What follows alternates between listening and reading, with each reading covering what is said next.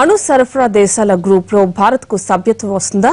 కీలక దేశాలు మద్దతు ప్రకటించినా చైనా అడ్డుపుల్లా వేయకుండా ఉంటుందా? పొరుగు దేశం మద్దతు కోసం మన దేశం చేస్తున్న ప్రయత్నాలు ఫలిస్తాయా? ఇవాళ సియోల్లో ఏం జరగబోతోంది?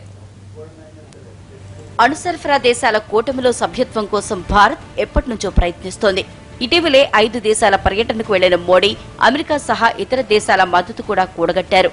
అయితే అంత సానుకూలంగా ఉంది. సభ్యత్వం ఇవ్వడమే ఆలస్యమన్న సమయంలో చైనా రూపంలో రెడ్ సిగ్నల్ పడింది. ఎన్ఎస్జీలో భారత్ చేరికను వ్యతిరేకిస్తున్న దేశాలకు చైనా నాయకత్వం వహిస్తోంది. దీంతో ఇటీవల వియన్నాలో జరిగిన ఎన్ఎస్జీ సమావేశంలో భారత సభ్యత్వంపై ఎలాంటి నిర్ణయం తీసుకోలేదు. ఇప్పుడు అందరి చూపులు ఇవాళ షియోలో జరిగే భేటీపైనే ఉన్నాయి.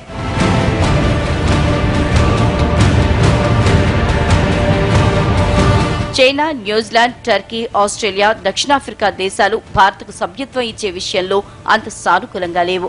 దీంతో కేంద్ర ప్రభుత్వం చైనా మద్దతు సంపాదించే పనిలో ఉంది. విదేశాంగ శాఖ కార్యదర్శి జయశంకర్ చైనా వెళ్లి అధికారుల స్థాయిలో చర్చలు జరిపారు. చైనాను ఒప్పించే ప్రయత్నం చేశారు. అందుకే ఎన్ఎస్జీలో భారత్కు ఖచ్చితంగా సభ్యత్వం వస్తుందని ధీమాగా చెప్తోంది విదేశాంగ శాఖ. न्यूक्लियर एग्रीमेंट्स में कितने ही देशों के साथ हम आगे बढ़े हैं,